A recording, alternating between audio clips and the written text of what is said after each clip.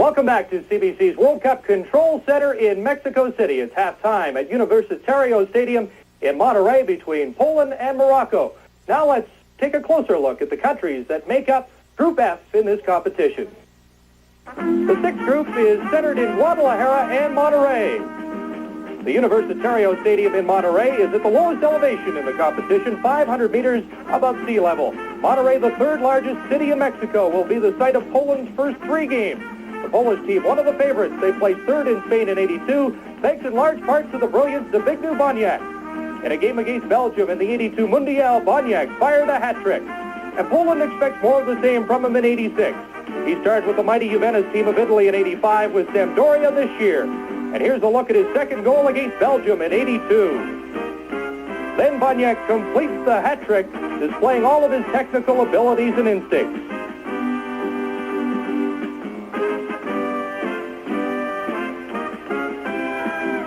Boniek expected to shine again in '86. Another Polish player to watch for is Zikanowski.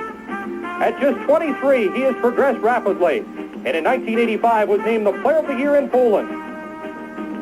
He scored 14 goals in 15 games in international play. The Tecnológico Stadium in Monterrey will be the site of two of England's three first-round matches. It seats 45,000 people in the hottest of the venues. The English would like to get off to another fast start as they did in '82, scoring the fastest World Cup goal ever, just 27 seconds into their game against France. Brian Robson scored that goal, and minutes later, it will be Robson again as he stakes England to a very quick 2-0 lead. The English will rely on his experience again in '86. England will be strong in goal. Peter Shilton ranks among the top keepers in the world. He is experienced, rarely makes a mistake, and always seems to come up with the dramatic save just when England needs it the most, even when it's a touch unorthodox. Up front, the English will rely on Gary Lineker. He has been the best player in England in 1986.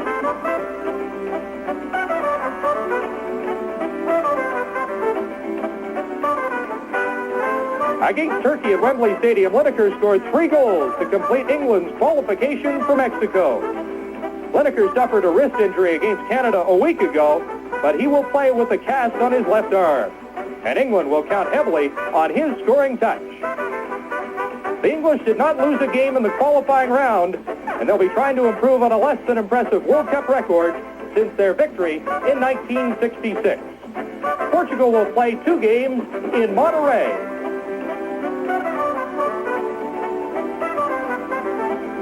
They qualified in spectacular fashion, beating West Germany away from home, thanks in large part to Carlos Manuel's goal after a brilliant 40-meter race.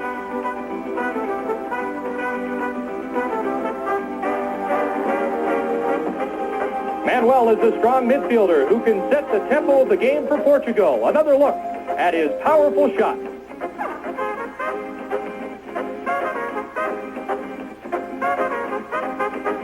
But against Germany, the Portuguese showed they were equally adept on defense, holding a strong German attack at bay.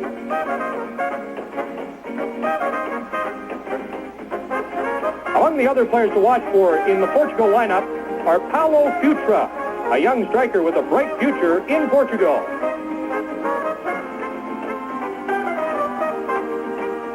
Another man who will be closely watched is Gomez. He has been compared to the legendary Portuguese striker Eusebio. So Portugal will have a dangerous pair of attackers and could challenge Poland and England for first in the division.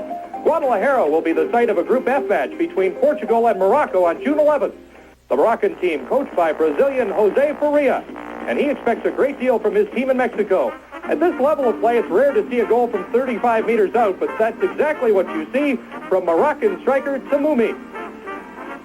Tamoumi led the Moroccans into the World Cup. He is the premier player in Africa and appears ticketed for Europe in the near future.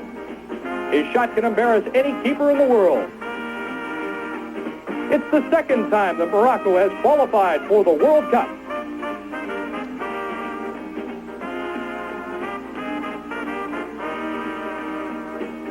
Although they are rated an outsider, they have beaten leading teams throughout the world for the past 2 years. And under their Brazilian coach, they've displayed strong technical ability. So they should not be underestimated here at the World Cup.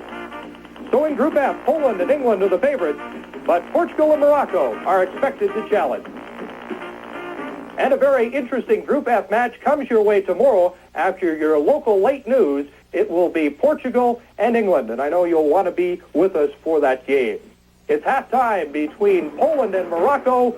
The Labatt TV series continues in just a moment.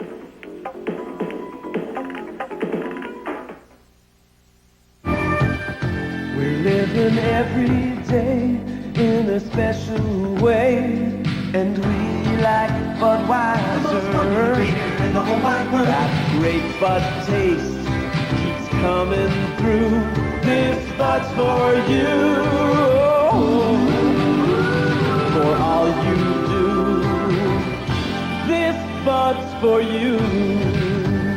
This Bud's for you.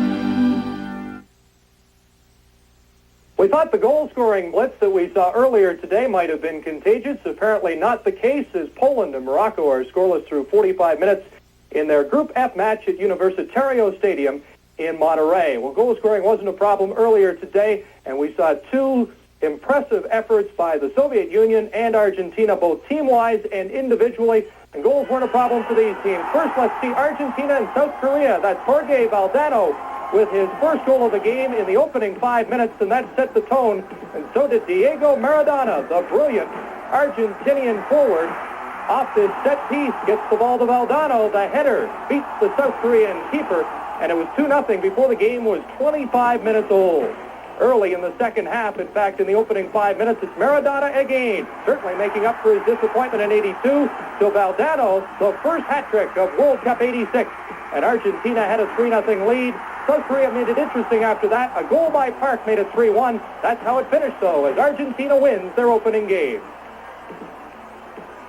Meantime, in Irapuato, a stunning victory for the Soviets as they get off to an early start. Yakovenko with a goal in the first minute. And the Soviet Union was off and running against Hungary. Watch this great goal as Alainikov with a shot from well outside the box. And quickly, in the first 5 minutes, it was 2-0. Before the half was over, this shot by Belanov makes it 3-0 on the penalty kick, and the USSR was on their way. And there was more action. A great run by Yakovenko, and he feeds it into Ivan Yerenchuk, his first of two. Made it 4-0 for the Soviets. And yes, there was indeed more, as Yakovenko would again make a big play. And the Soviets would certainly dominate the Hungarians in every aspect of the game. Watch this as Evtushenko will feed it to Yerenchuk on a nice give and go. And as the tackle is being made, the ball does go forward off the post and in. 5-0 for the Soviet Union. And they would add one more to the embarrassment. Hungary had the biggest win of the 1982 World Cup. In fact, the biggest win ever, 10-1 over El Salvador. But they're losers in the worst loss so far of World Cup 86. Rodionov caps the 6-0 victory for the Soviet Union. And certainly an interesting result for Team Canada as the Hungarians take a tough loss, and that means that Team Canada with a win over Hungary might be able to advance to the next round. World Cup 86 on CBC Sports returns in a moment.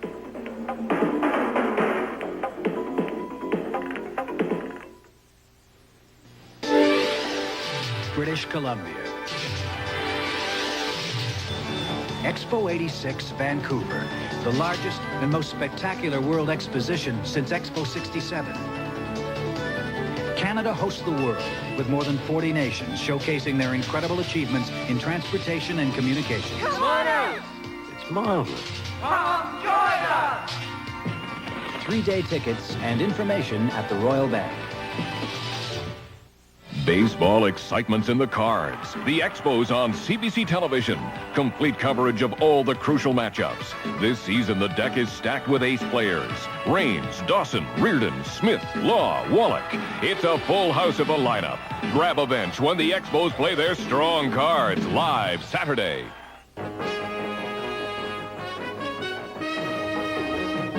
The image of music videos is changed forever by the Canadian Brass, Sunday. The two favorites won convincingly, as you saw earlier today, and we expected Poland, a heavy favorite in this game against Morocco, would have an easy time against the African team. But in that first half, it was Morocco that had the best chances, although neither team was able to score. But the Moroccans certainly gave us the indication that Poland has their hands full in Monterey today, as the Moroccans had the best offensive chances. Here is Tamumi, the African Pele, and he'll show you why. The pass to Mary in the left foot just goes wide of the goal. That was the best chance. And the Moroccans also showed us that they were willing to take shots from far out. And this again is Tamumi with that big left foot to Milidarchuk. Has to make a diving stop to keep Poland and Morocco scoreless through the first half of play. Jeff Gowan and Sam Lenarduzzi standing by, and I'm a little surprised that Poland was clearly dominated in that first half. I like Morocco very much indeed, and I think the Merry brothers, Cremo Merry and Mustafa Merry, may have cause for increased merriment if they can continue to play like this in the second half, showing tremendous technique and skill, clearly influenced by their Brazilian coach, Jose Faria. And Poland are going to have to really step up their game with the second half coming in the humidity and heat of Monterey, and Morocco certainly better equipped to handle that than Poland. I think, Chris, that we have to mention Tamumi, the African Pele. He's just been outstanding. He's been everywhere. He's feeding some tremendous balls to his forwards, who hopefully can do a little bit better with it. And if Poland is going to do well, we've got to see more of Boniek. He's not been that impressive in this game so far, so let's hope we see more of him in the second half.